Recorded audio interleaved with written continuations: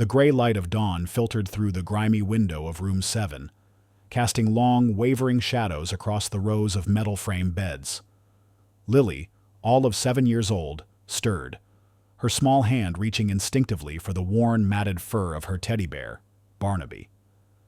He was her anchor, her silent confidant in the ceaseless hum of the St. Jude's orphanage. Unlike some of the other children, who woke with whimpers or restless cries, Lily rose quietly, her gaze thoughtful as she watched the dust motes dance in the weak sunlight. She had learned early that quiet observation often revealed more than loud demands. St. Jude's was, by most accounts, functional. It provided shelter, 3 meals a day, mostly bland but filling, and a semblance of routine. But it was far from a home.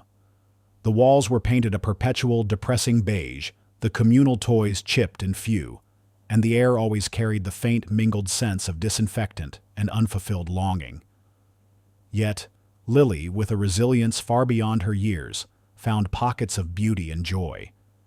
She nurtured a wilting spider plant on the windowsill, whispering encouragement to its fading leaves, coaxing new shoots from its tired roots. She spent hours drawing fantastical creatures and vibrant landscapes on scavenged scraps of paper, sharing her colorful imaginings with 4-year-old Mia, whose wide eyes absorbed every detail. Lily longed for a family, for a place where her drawings might be pinned to a refrigerator, and her plant might truly flourish. But she held that longing close, understanding that such dreams were often just that, dreams.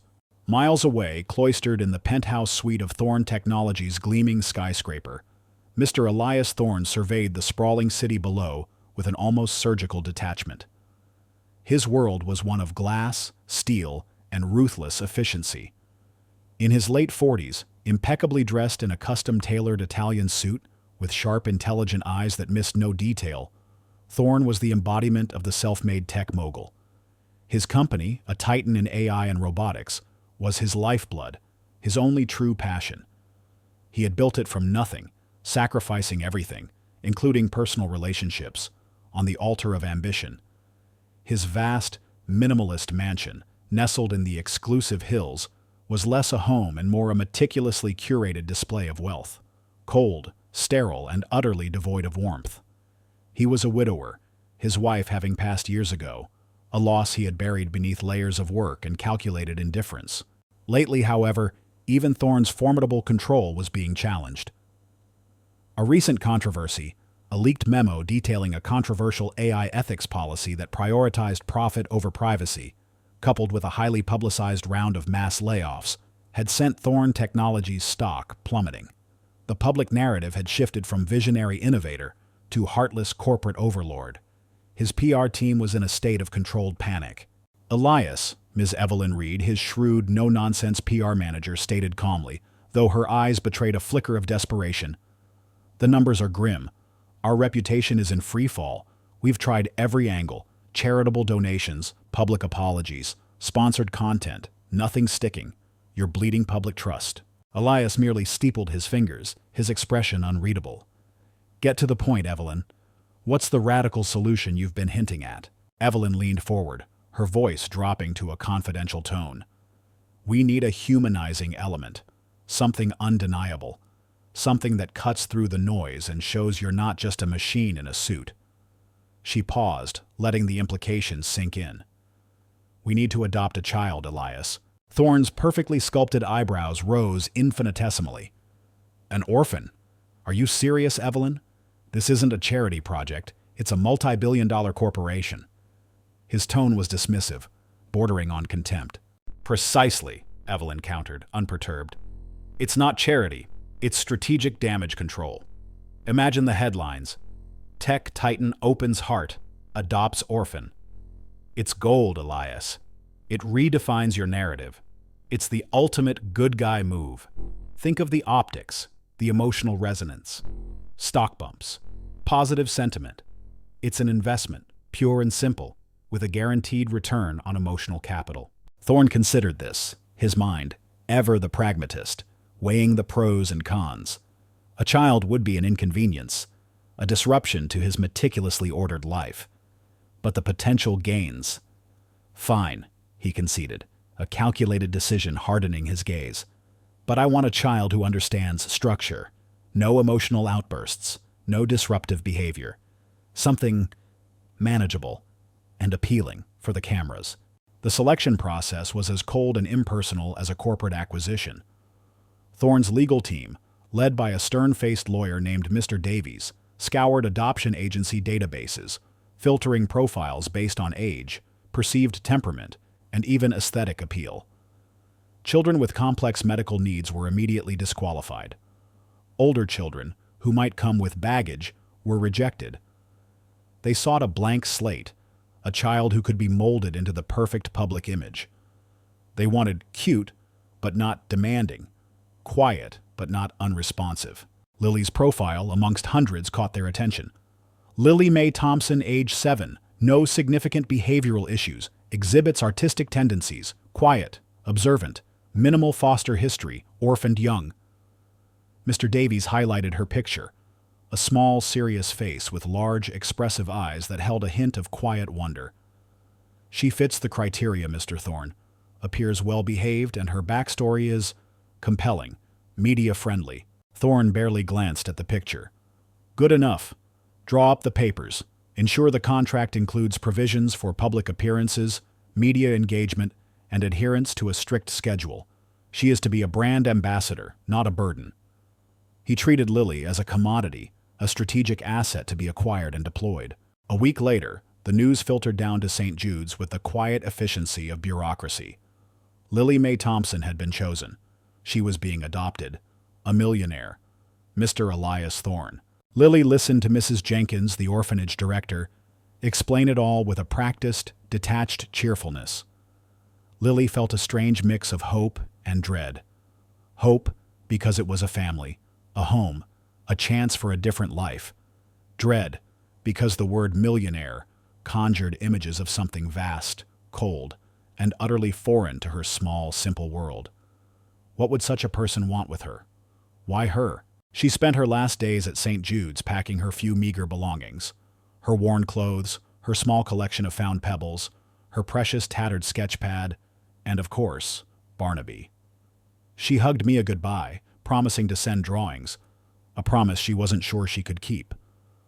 Her heart fluttered with apprehension as the sleek black car pulled up to the orphanage, a stark contrast to the chipped paint and peeling facade of the building. It was a chariot, but she wasn't sure if it was taking her to a fairy tale or to a cage of gold. As she looked back at the orphanage, a strange sense of loss mingled with the burgeoning, terrifying excitement. Her old life, mundane yet familiar, was slipping away. Her new life, luxurious yet unknown, was about to begin. She stepped into the car, a small, fragile figure swallowed by the plush leather seats, embarking on a journey into a world where she was merely a pawn in a meticulously crafted public relations stunt. The black car glided silently through the towering wrought iron gates, a stark, imposing threshold that seemed to mark the boundary between two different worlds. Lily pressed her nose against the tinted window, her breath fogging the glass, as the manicured lawns of Elias Thorne's estate unfolded before her. It was a landscape of improbable perfection, sculpted hedges, impossibly green grass, and fountains that shot crystalline arcs of water into the crisp autumn air. The grandeur was overwhelming, a stark contrast to the chipped paint and worn linoleum of St. Jude's. And then, the mansion. It loomed, a monstrous edifice of glass and steel, its minimalist design cold and austere against the soft, natural landscape. It wasn't beautiful in the way the old oak tree in the orphanage yard was beautiful. It was magnificent, precise, and utterly devoid of warmth. Lily, clutching Barnaby tightly, felt a shiver of intimidation trace its way down her spine. The house looked like a giant polished box, cold and uninviting. The car pulled up to the imposing front entrance, where a stern-faced man in a crisp uniform stood waiting. He opened the door with a silent click, and Lily stepped out, her worn sneakers feeling ridiculously small on the vast polished marble driveway.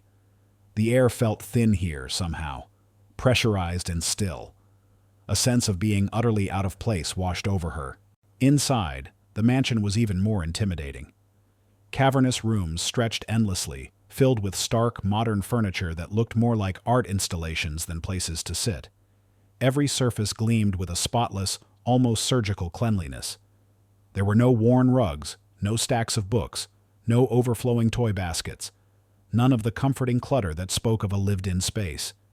It was a museum, meticulously curated but soulless.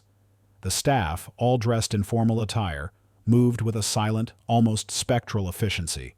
They offered polite, distant greetings, their smiles thin and practiced. Lily felt like a trespasser, a smudge on a perfectly polished mirror. "Welcome to your new home, Lily," a crisp, almost robotic voice announced.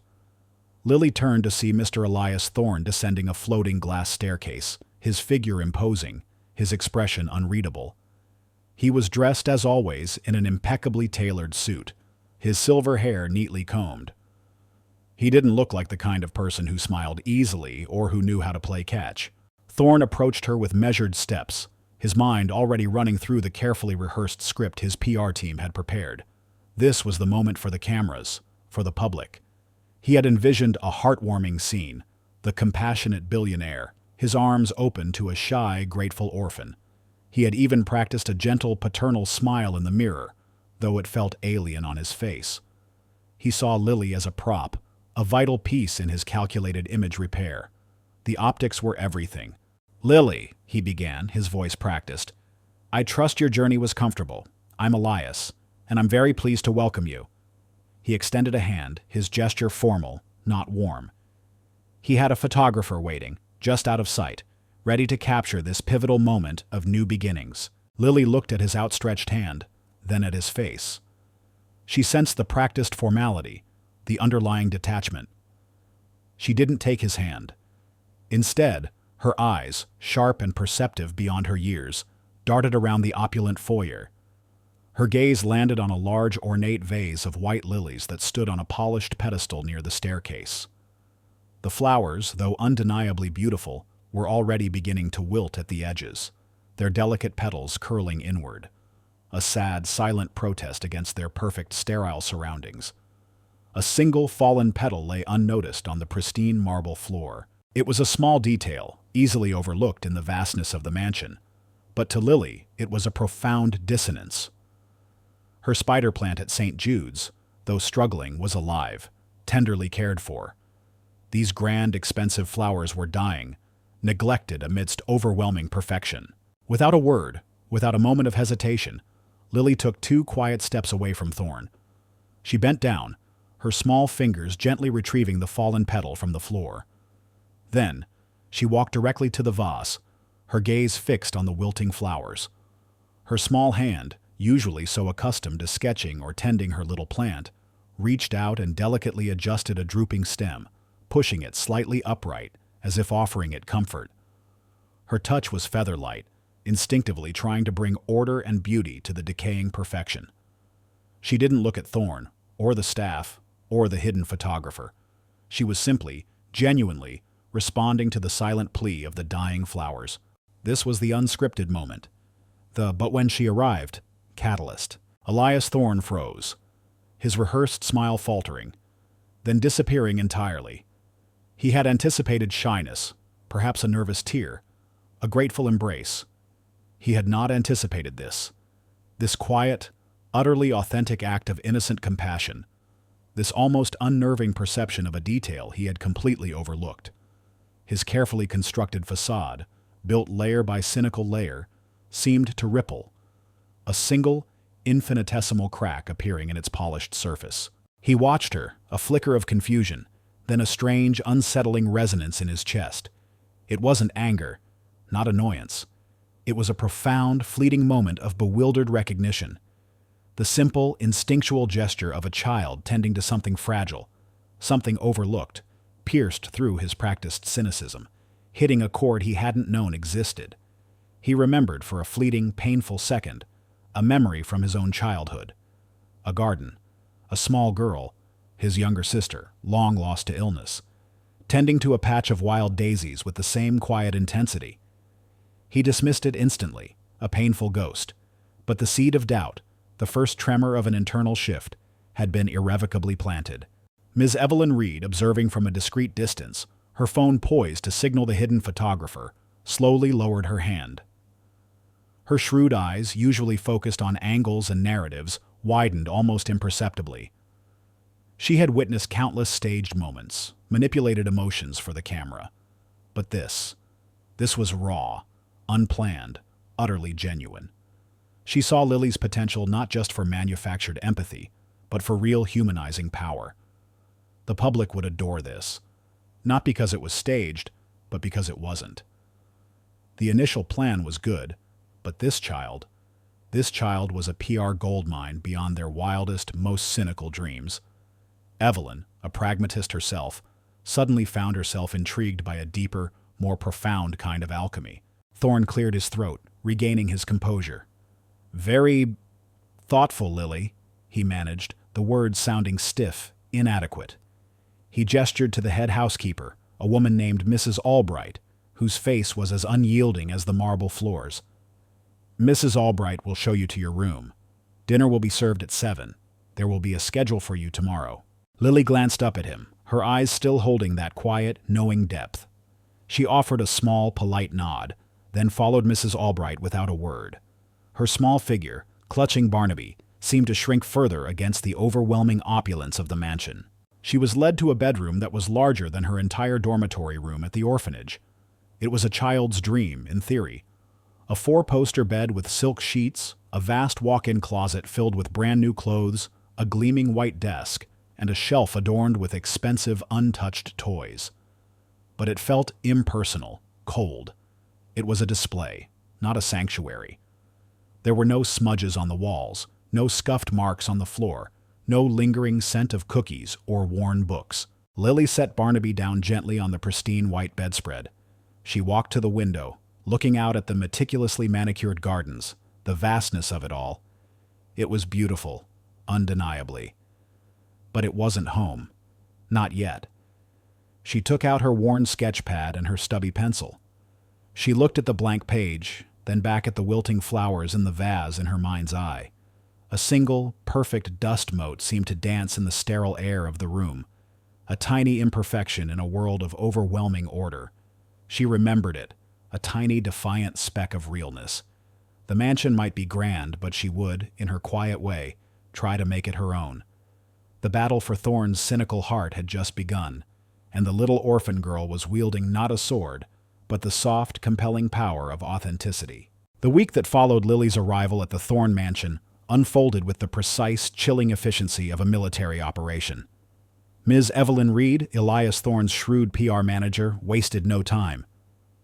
Her initial surprise at Lily's unscripted arrival moment quickly morphed into strategic brilliance. She recognized that Lily's authentic innocence was a far more powerful asset than any manufactured narrative. The goal remained the same: to rehabilitate Thorne's public image and boost Thorne Technologies' stock, but the method subtly shifted. Lily's schedule was rigorous, more demanding than anything she had experienced at St. Jude's. Mornings began with lessons from a private tutor, Miss Albright, a severe woman with spectacles perched on her nose, who focused solely on academic benchmarks. Afternoons were a whirlwind of media training sessions with a cheerful but firm PR assistant, where Lily was taught how to sit, how to smile, and how to answer carefully pre-vetted questions. There were endless wardrobe fittings in a cavernous closet, where stylists dressed her in designer clothes that felt stiff and alien against her skin. Every outfit was chosen not for comfort, but for its optics, how it would appear in photographs, how it would convey the image of a happy, well-cared-for child. Elias Thorne was meticulously involved, overseeing every detail. For the cameras, he played the doting father with a practiced ease that was almost unsettling. He'd offer a gentle hand, a reassuring smile, a paternal pat on the head during staged family outings to exclusive parks or carefully selected charity events. The photographers, always lurking discreetly, would capture these moments. Thorne, the cold tech titan, transformed into a benevolent guardian. But behind the scenes, away from the flashing lights and the public gaze, his emotional distance remained a formidable barrier. He would dismiss Lily with a curt nod once the cameras were off, retreating to his silent office, leaving her to the care of the staff. He was playing a role, and she was his co-star, nothing more. Or so he told himself. Lily, however, was not a prop to be simply moved into position. Unaware of the full extent of the manipulation, she resisted, not with tantrums or defiance, but with the quiet, persistent force of her genuine nature. She possessed an innate inability to feign emotion, a pure authenticity that was both her greatest strength and her biggest challenge in this artificial world. During a staged interview with a popular lifestyle magazine, Lily was instructed to say how much she loved her new toys. The question came, a soft, leading query from the interviewer. Lily paused, her bright eyes scanning the opulent playroom filled with pristine, unopened boxes. "They're very nice," she said, her voice small but clear. "But the ones at the orphanage, they were well loved. We shared them. And this one," she gestured to a large, untouched dollhouse, "it doesn't have anyone to play in it." The interviewer's smile faltered. Thorne, listening from the control room, winced. Ms. Reed, however, scribbled furiously on her notepad, a spark of inspiration in her eyes. The public, starved for authenticity, would likely find this far more endearing than a rehearsed line. Another time, during a photo shoot in the mansion's vast library, Thorne was instructed to read to Lily. He picked a thick, leather-bound volume, holding it stiffly, his mind clearly elsewhere. Lily, nestled beside him, seemed distracted. Her gaze kept drifting to a small, ornamental bird figurine on a high shelf, its wing slightly chipped. Just as the photographer was about to snap a shot, Lily reached out, her small fingers pointing. "Mr. Thorne," she whispered, her voice barely audible. "The birdie. It's broken." Thorne, caught off guard, lowered the book. "What?" "The little bird," she repeated, her brow furrowed with genuine concern. "Its wing is chipped. Can we fix it?" The photographer groaned. But Thorne found himself staring at the tiny flaw, then at Lily's earnest face. The unscripted moment had derailed the perfect shot, but it had also revealed a facet of Lily's character, her innate desire to mend, to care for the broken. He found himself strangely compelled to answer, "Perhaps, Lily. Perhaps we can."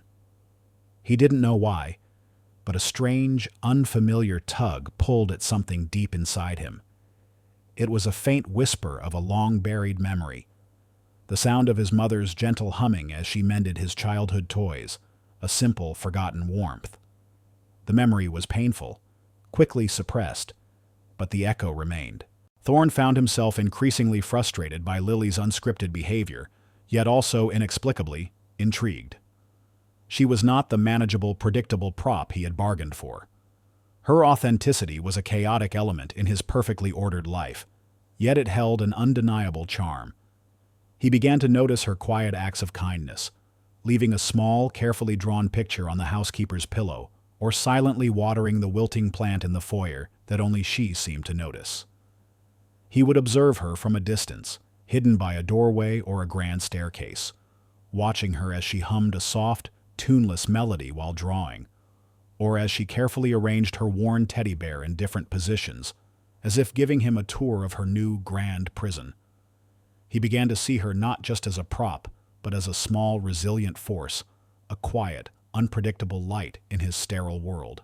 Ms. Reed, witnessing these unscripted moments, began to subtly adjust the PR strategy. She recognized that Lily's genuine charm resonated far more deeply with the public than any staged performance. They started incorporating more candid moments, seemingly accidental photographs of Lily reading quietly in a sunbeam, or helping a gardener, always with a subtle narrative about Thorne's newfound joy and paternal warmth. These unplanned moments, ironically, were infinitely more effective than the meticulously planned ones. The stock began to tick upward, not because Thorne was a good actor, but because Lily was authentically endearing. Evelyn, ever the pragmatist, saw the undeniable success, but also a deeper, unsettling truth about the man she worked for. She saw the possibility of a real transformation, not just a PR one. One evening, after a particularly grueling day of media appearances, Thorne returned to his office, exhausted and irritable. He slumped into his leather chair, running a hand over his face. He caught sight of a small, colorful drawing taped crookedly to the corner of his vast, empty desk. It was a drawing of a bright, blooming flower, vibrant and alive, unmistakably a lily. Underneath, scrawled in childish handwriting, were the words, "For Mr. Thorne. So your flowers are always happy." He stared at it, a wave of something unfamiliar washing over him. It wasn't pity, not exactly. It was a quiet, unexpected warmth, a genuine gesture given without expectation from a child who was supposed to be a tool. He reached out a finger and gently traced the outline of the drawn flower. A faint smile, small and private, touched his lips. A genuine smile, not for the cameras, but a spontaneous reaction to an innocent, heartfelt gift. In that moment, his guard truly dropped, if only for a second. The cold millionaire felt a faint, almost imperceptible spark of connection. The quiet resistance of a little girl's authentic heart was slowly, painstakingly, beginning to chip away at the formidable ice around his own. He was starting to see the true value of Lily, beyond just public relations. The small, crudely drawn lily taped to Elias Thorne's desk became a silent fixture, an incongruous splash of color in his otherwise sterile office. He found himself looking at it more often than he cared to admit, a subtle anchor amidst the swirling currents of his corporate world. The initial irritation Lily's unscripted moments caused had slowly, almost imperceptibly, transmuted into something akin to fascination, then intrigue. He still maintained his demanding schedule, still barked orders at his executives, but the cold shell around him was developing hairline fractures. He started spending unplanned moments with Lily. Not staged photo opportunities, but quiet, private interactions. He'd find himself wandering into the meticulously appointed playroom, ostensibly to check on her progress with the tutor, but lingering as she quietly stacked blocks into intricate, impossible towers, or hummed that soft, tuneless melody as she sketched. He even found himself reading to her sometimes, not from the thick, intimidating volumes of his library, but from children's books provided by Ms. Reed. His voice, usually sharp with command, would soften, and he'd occasionally catch himself smiling, a genuine, unforced expression that felt foreign, yet surprisingly comfortable. He observed her quiet resilience, her boundless curiosity, her capacity for finding joy in the smallest things, the way she'd marvel at a dewdrop on a spiderweb in the garden, or carefully rescue a ladybug from the pristine swimming pool. The most striking shift was within himself. He began to question the emptiness of his own life. His vast wealth, his towering achievements, the empire he had built. It all felt hollow, without genuine connection. The more time he spent with Lily, the more starkly he recognized the profound loneliness that had characterized his existence. She saw him, truly saw him, not as the ruthless tech mogul, but as Elias, a man with a chipped heart that she, unknowingly, was beginning to mend. This burgeoning internal conflict was painful, a constant low thrum beneath his carefully maintained composure.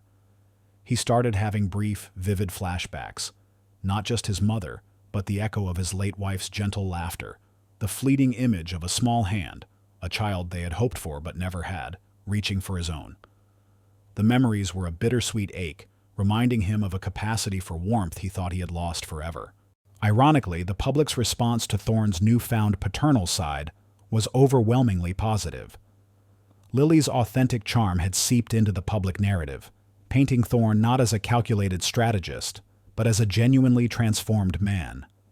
His carefully selected media appearances, now subtly adjusted by Ms. Reed to allow for more of Lily's genuine interactions, were a resounding success. Thorne Technologies' stock, once plummeting, had not only stabilized, but was now beginning a slow, steady ascent. The strategy was working, not because Thorne was a brilliant actor, but because Lily was effortlessly real. However, as Thorne's personal world began to mend, an external threat, unforeseen and insidious, began to materialize. Mr. Julian Vance, a rival tech magnate whose company, Vance Innovations, had recently been eclipsed by Thorne Technologies, sensed weakness. Vance was a man as ruthless as Thorne once was, but with none of Thorne's newfound self-awareness. He had been quietly digging into Thorne's past, hoping to unearth a scandal that would cripple his competitor. His investigative team, led by a tenacious journalist named Rebecca Hayes, was closing in. Rebecca and her team unearthed fragments of a particularly ruthless acquisition Thorne had made years ago, a startup he had crushed, leaving its brilliant but naive founders destitute. They also found whispers of a hidden offshore account, a black fund used for highly questionable dealings, buried deep within Thorne's financial labyrinth. This threat was direct, aimed at destroying Thorne's business and reputation, effectively reversing all the positive PR that Lily had generated. One afternoon, during a staged visit to a children's hospital, a situation arose that unknowingly highlighted Lily's profound unseen influence and inadvertently protected Thorne. A local news crew, uninvited, ambushed Thorne and Lily in the hallway. The reporter, aggressive and sharp, immediately launched into questions about Thorne's alleged unethical business practices. "Mr. Thorne, how do you reconcile your image as a benevolent father with the accusations of corporate ruthlessness?" she pressed, her mic thrust forward. Thorne, caught off guard, felt his carefully constructed composure waver. His old instincts flared: deny, deflect, attack. But before he could respond, Lily, who had been quietly observing a sick child drawing in a nearby wheelchair, spoke up. She looked at the reporter with wide, innocent eyes. "Is her drawing good?" Lily asked, pointing to the child. "She's very brave, and she drew a rainbow for her mom." The reporter, momentarily flummoxed by the unexpected innocence, paused. The camera instinctively swung to Lily, then to the sick child, then back to a visibly softened Thorne, who found himself looking at Lily, then at the child, a sudden wave of empathy washing over him. The aggressive line of questioning dissolved into a human interest piece about the hospital, the brave children, and Mr. Thorne's surprisingly gentle interaction with his adopted daughter. The crisis was averted, not by Thorne's PR training, but by Lily's genuine, uncalculated empathy. Her questions, simple and pure, forced Thorne to confront his own moral ambiguities, pushing him further away from his old, cold self. Ms. Evelyn Reed watched the broadcast later that evening, a complex mixture of awe and concern on her face. She saw Thorne's genuine softness in that moment, the raw vulnerability that Lily had evoked. Evelyn had built her career on calculating and manipulating public perception. But with Lily, the manipulation had been replaced by genuine transformation. Her loyalty to Thorne, once purely professional, was now tested. She saw the possibility of him becoming a truly good man, but also the immense risk of his past unraveling. She found herself increasingly committed to protecting him, not just his image. Despite the public success and the growing stock value, Elias Thorne felt an increasing internal isolation. The more he connected with Lily, the more acutely he recognized the hollowness of his own ambition. The billions in his bank accounts felt meaningless. His vast mansion felt like a lonely mausoleum. He'd sit in his expansive library, not reading, but simply staring into the fire, haunted by the quiet hum of his loneliness and the faint echoes of his past. He remembered the fierce, protective love he had felt for his late wife, the dreams of a family they had shared. He had built an empire to fill the void she left, but it was Lily, a small, unadorned orphan, who was truly beginning to fill it. The evil of his own coldness was slowly being overcome, not by force, but by the quiet, persistent warmth of an innocent heart. He knew a storm was brewing, threatening to expose his past, and he instinctively knew he had to protect Lily, no matter the cost to himself. The fragile peace that had begun to settle over Elias Thorne's mansion shattered with the brutal efficiency of a financial audit. Mr. Julian Vance, Thorne's ambitious rival, had finally struck. His investigative team, led by the relentless Rebecca Hayes, had unearthed irrefutable evidence of Thorne's past transgressions.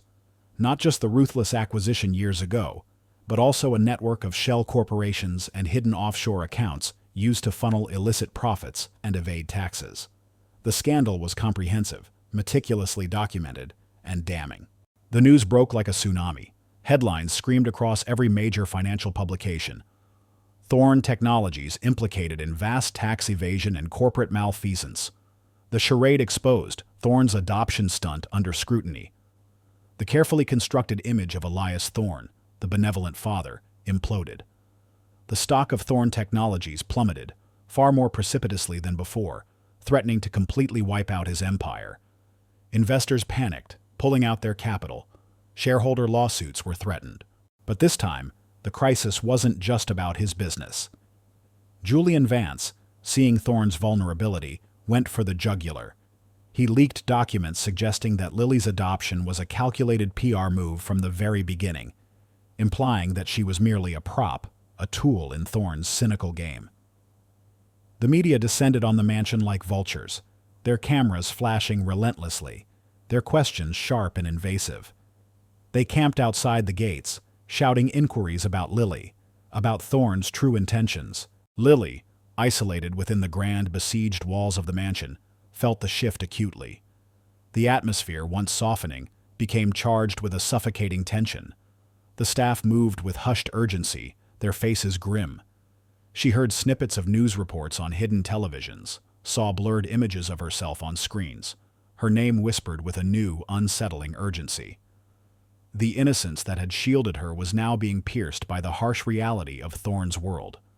She was no longer just the focus of his genuine affection. She was now directly in peril, her future uncertain, threatened with the possibility of being returned to the orphanage, her short-lived dream of a family dissolving into a bitter public spectacle. Elias Thorne felt the walls closing in. His empire, the very foundation of his identity, was crumbling. His phone rang incessantly with calls from furious board members, distraught investors, and aggressive lawyers. He paced his office, the drawn Lily on his desk a stark contrast to the chaos unfolding around him. His mind, usually so clear and analytical, was a tempest of fear and conflicting desires. This was his breath-holding moment. The choice was stark, agonizingly clear. He could fight back, leveraging his legal team to discredit Vance, bury the evidence, and spin a narrative that would, once again, sacrifice Lily's well-being for his own. He could position himself as the victim, claiming Vance was exploiting his personal life and Lily's innocence for corporate gain. It was the old Elias Thorne's playbook. Ruthless, self-preserving, manipulative. He knew he could probably win, or at least mitigate the damage, but it would mean using Lily as the ultimate shield, exposing her further to the public's harsh gaze, and reinforcing the very lie he was starting to shed. It would mean betraying the quiet trust she had placed in him, shattering the fragile bond they had built. He would save his fortune, but lose his soul. Or he could protect Lily, truly protect her. It would mean confessing, admitting the initial cynical intent behind the adoption, exposing his past ruthlessness, and accepting the devastating financial and reputational ruin that would surely follow. It would mean risking everything he had meticulously built and facing the public's scorn head-on. It would be a surrender, a public dismantling of his carefully constructed persona. But it would shield Lily, allowing her to escape the storm, protecting her fragile hope for a genuine home. He slammed his fist on his desk, the small Lily drawing fluttering. His eyes fell on it, then flickered to a framed photograph on his credenza, a picture of him and Lily taken during a rare unscripted moment at the park. She was laughing, genuinely laughing, her hand in his. He remembered the feel of her small, trusting hand. He remembered her earnest questions about the chipped bird, her quiet care for the wilting flowers. He remembered the pure, unburdened joy she brought into his sterile life. That feeling, that genuine connection, was more valuable than all his billions. It was the only thing that felt truly real. Just then, Ms. Evelyn Reed walked in, her face etched with exhaustion, but her gaze firm. She had been at his side through every crisis, every calculated move. "Elias," she said, her voice quiet but resolute. "This isn't just about the stock price anymore. They're tearing Lily apart. The adoption agencies are threatening to review. She could be removed. Is this what you want? To win the battle but lose the only genuine thing you have?" Thorne looked at her, his jaw tight. "What do you propose, Evelyn? Another spin? Another lie?" "No," she said, shaking her head. "The truth. Not the version you intended to show, but the real one. The one where you made a mistake, a terrible calculation, but where this child, she changed you. It's a risk, a monumental one. You could lose everything, but it's the only way to save her from this, and frankly, to save what's left of your soul." Her voice held a rare, raw sincerity that cut through his defenses. She was appealing to the man she had slowly watched emerge from the cold shell, the man Lily had helped uncover. The words echoed in his mind, "Save her from this." He thought of Lily, hiding somewhere in this vast house, terrified. The images of his past ruthlessness, of the pain he had inflicted, flashed before his eyes. He saw the cold, isolated man he had been, and the emptiness of that life. He saw the warmth, the hope, the meaning that Lily had brought. And in that moment, the choice solidified. He would protect her. He would choose humanity over profit, integrity over image. It was a terrifying decision, a complete reversal of everything he had ever believed in. A principled stand that jeopardized his entire financial empire. "All right, Evelyn," Thorne said, his voice raspy but clear. "Draft a statement, a full confession, about the initial intent, about the shell corporations, the tax evasion, everything. No excuses. I take full responsibility, and make sure the part about Lily, about how she changed me, is genuine. No PR spin. The truth, Evelyn, all of it." Ms. Reed stared at him, a profound sense of relief and respect washing over her. "Are you sure, Elias? This will be devastating, financially." He looked at the drawing of the lily again, then at the photo of Lily laughing. "I'm sure," he said, his voice gaining strength. "It's the only way." He had chosen to be a true father, not just a label. Later that evening, as the chaos outside the mansion intensified, Lily, unable to sleep, crept down the grand staircase, drawn by a sliver of light from Thorne's study. She pushed the door open slightly and saw him. He was at his desk, head in his hands, looking utterly defeated, yet somehow profoundly human. She walked in, her bare feet silent on the thick carpet. "Mr. Thorne," she whispered. He looked up, startled, his eyes red-rimmed. "Lily, what are you doing up?" She walked to his desk, her small hand gently pushing the framed photo of them closer to him. She didn't say anything about the news, about the shouting outside.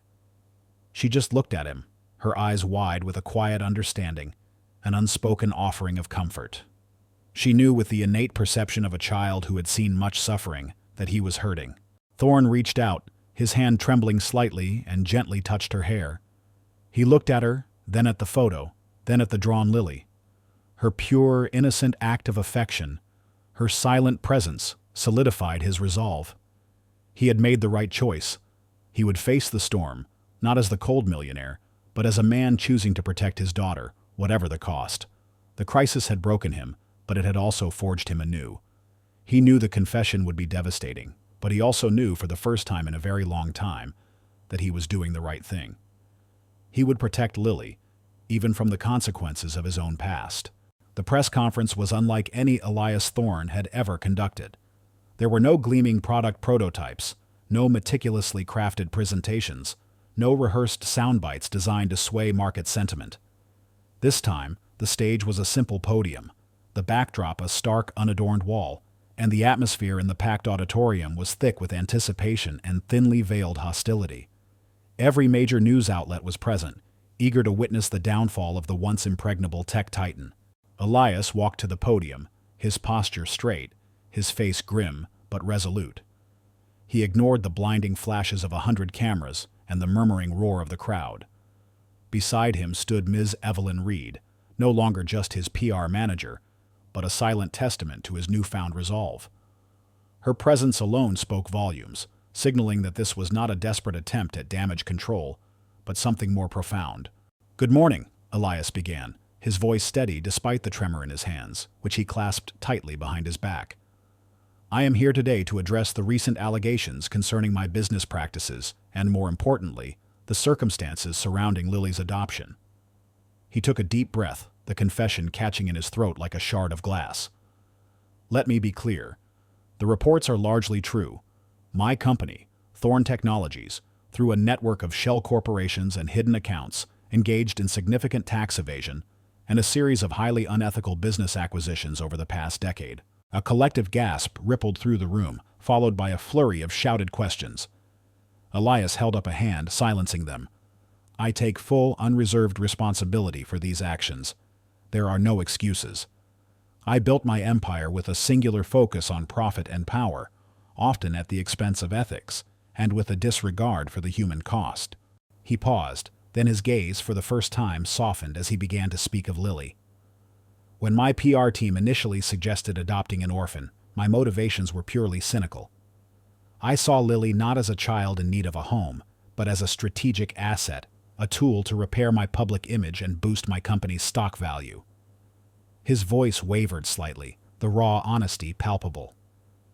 She was meant to be a prop in a carefully orchestrated publicity stunt. I viewed her as a transaction, nothing more. A hush fell over the room, an almost stunned silence as the media processed this unprecedented confession from a man known for his impenetrable facade. But when she arrived, Elias continued, his voice gaining strength, when Lily arrived, everything changed. She saw me, truly saw me. Not the caricature I presented to the world, but the man underneath. Her quiet resilience, her genuine kindness, her unwavering authenticity. It broke through the walls I had built around myself.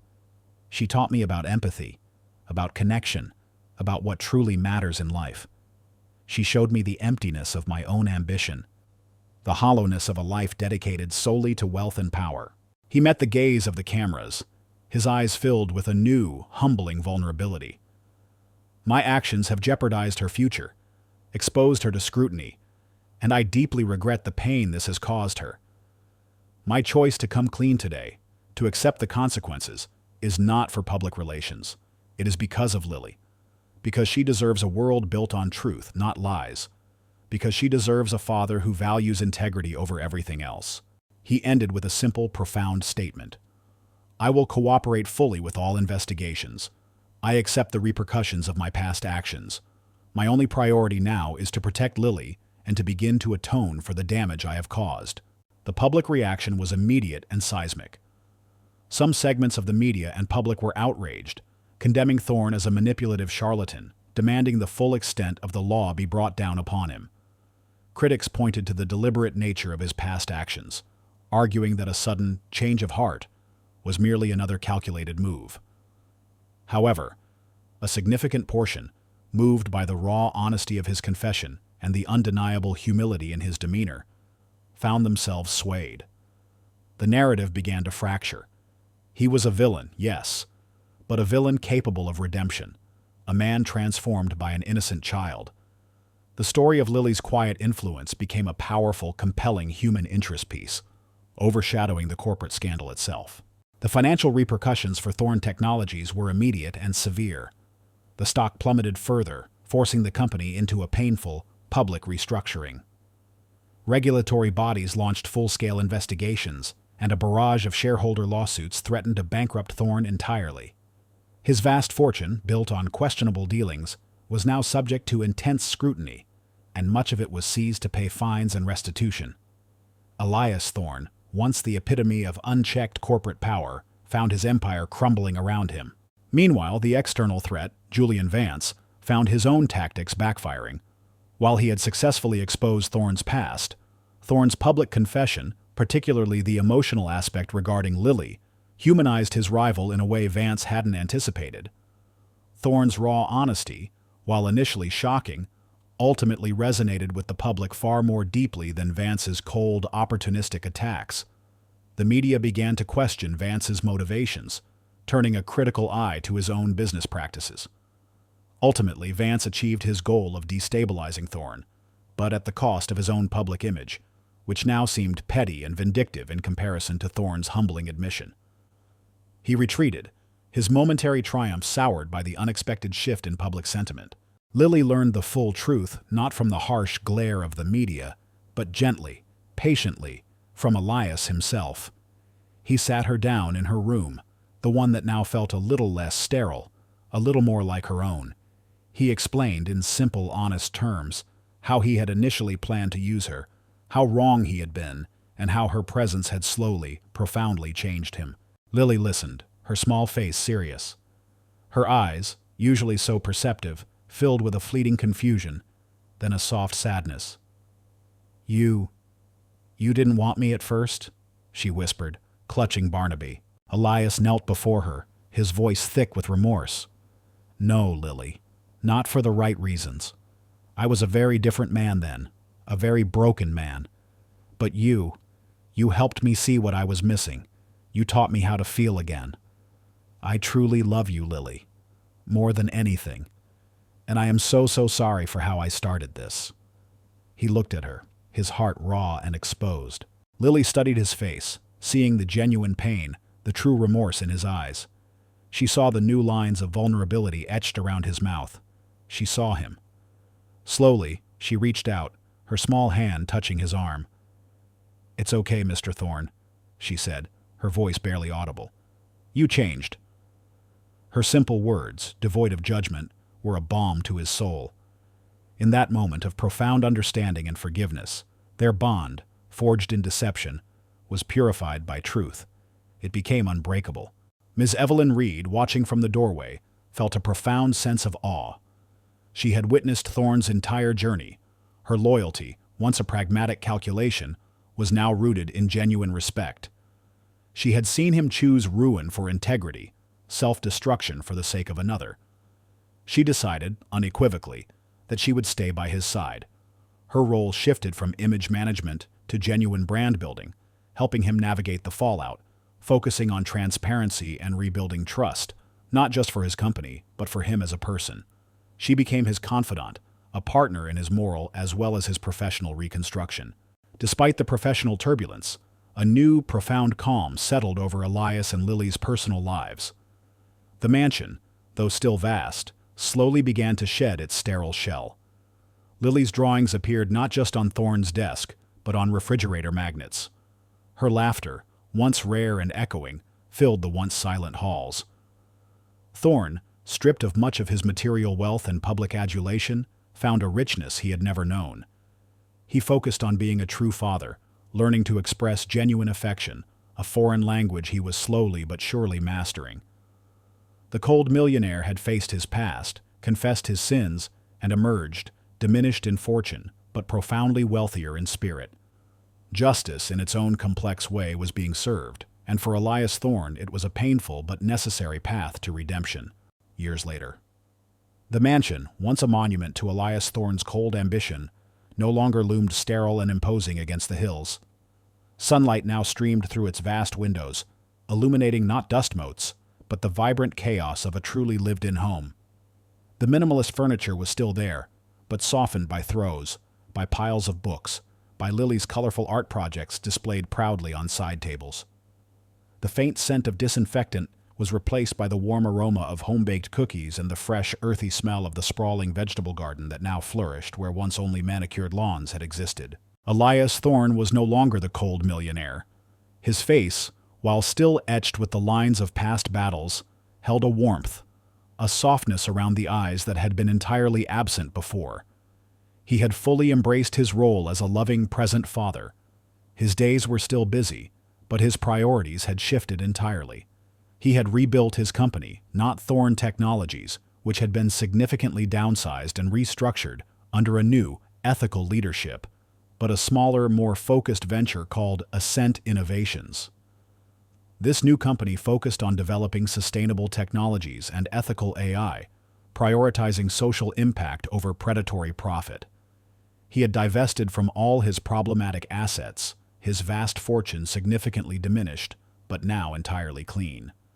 He valued relationships, integrity, and genuine contribution to society far more than mere wealth. He had learned the hard way that true riches lay not in what you accumulated, but in what you nurtured and what you gave back. Lily, now a bright, confident 15-year-old, flourished under his genuine love and unwavering support. She was no longer the quiet, wary orphan, but a vibrant young woman with a keen intellect and a compassionate heart. She excelled in her studies, particularly in art and environmental science, driven by her innate desire to create beauty and nurture growth. She saw Elias not as the man who once intended to use her, but as her true father, the man who had faced his demons and chosen to change for her. Their bond was deep, rooted in honesty, forgiveness, and an enduring love that had blossomed from the most unlikely of beginnings. The little wooden sparrow he had given her years ago now sat proudly on her desk, a constant reminder of the day she truly saw someone and how that act had altered two destinies. Inspired by Lily and his own transformative journey, Elias established the Lily Foundation, a nonprofit organization dedicated to providing stable, loving homes and comprehensive support for orphans and at-risk youth. He poured a significant portion of his remaining wealth and all of his formidable business acumen into the foundation. It wasn't merely a charity, it was a deeply personal mission. He advocated for child welfare reform, mentored young entrepreneurs with a strong ethical compass, and became a quiet but powerful voice for corporate social responsibility. The foundation's tagline, "Every child deserves to be seen," was a direct echo of Lily's profound impact on his life. He was actively involved, often visiting the foundation's community centers, reading to the children, and sharing his story, a living testament to the possibility of profound personal change. The mansion, once his gilded cage, had truly become a home. Its grand halls now echoed with laughter, the clatter of Lily's art supplies, and the lively discussions of friends she brought over. The library, once a solemn shrine to his intellectual pursuits, now held Lily's vibrant paintings interspersed with his weighty tomes. Elias could often be found there, not immersed in corporate reports, but reading aloud from an adventure novel, or simply listening as Lily recounted her day, her voice filling the space that had once been so empty. Alistair Thorne's, the name of the rival based on the previous story outline to avoid confusion with Elias Thorne, company, Vance Innovations, while not implicated in the same depths of scandal as Elias's former company, had struggled to regain its footing after Elias's public confession inadvertently highlighted Vance's own vindictive motivations. Vance's reputation never fully recovered, and his company remained a second-tier player, a stark lesson in the long-term cost of short-sighted, ruthless ambition. One crisp autumn evening, as the sun dipped below the horizon, painting the sky in hues of fiery orange and soft lavender, Elias and Lily sat together on the wide porch swing of their home. The scent of roses from the garden wafted gently on the breeze. Elias had just finished reading a chapter from Lily's favorite fantasy book, his voice a low, comforting rumble. Lily leaned her head against his shoulder, a contented sigh escaping her lips. "Daddy," she said, using the word that still sent a warm thrum through his chest. "Remember when I first came here? This house felt so big and quiet, like a giant empty box." Elias chuckled, wrapping an arm around her. "It was, sweetheart. Because it was missing the most important piece." He looked at her, his eyes shining with a love that transcended words. "You taught me that a home isn't about the size of the house or the wealth within it. It's about the heart that fills it. You saw beyond the cold millionaire, Lily. You saw the man who needed to be seen, just as you needed to be." He squeezed her gently. "And now," he continued, gesturing to the vibrant garden, the warm glow emanating from the house, and the quiet hum of happy life within, "because a little girl dared to see an unseen flower, and because she offered her kindness to a cynical stranger, we have built something real, a home, and a legacy of helping others find theirs." The sun dipped entirely, casting the world in a soft twilight. Elias Thorne, once defined by his cold ambition, now found his true purpose and profound joy in the warmth of a loving family, a testament to the transformative power of a little girl's unexpected arrival, and the quiet, unscripted moment that truly changed everything. If this story stirred your heart and reminded you that courage can alter destinies and that light always finds a path even in the deepest darkness, please leave a comment. Share this story with those who need inspiration. Like, subscribe, and hit the bell to never miss our upcoming narratives that delve into the profound human spirit and the power of unseen heroes. Thank you for joining our journey.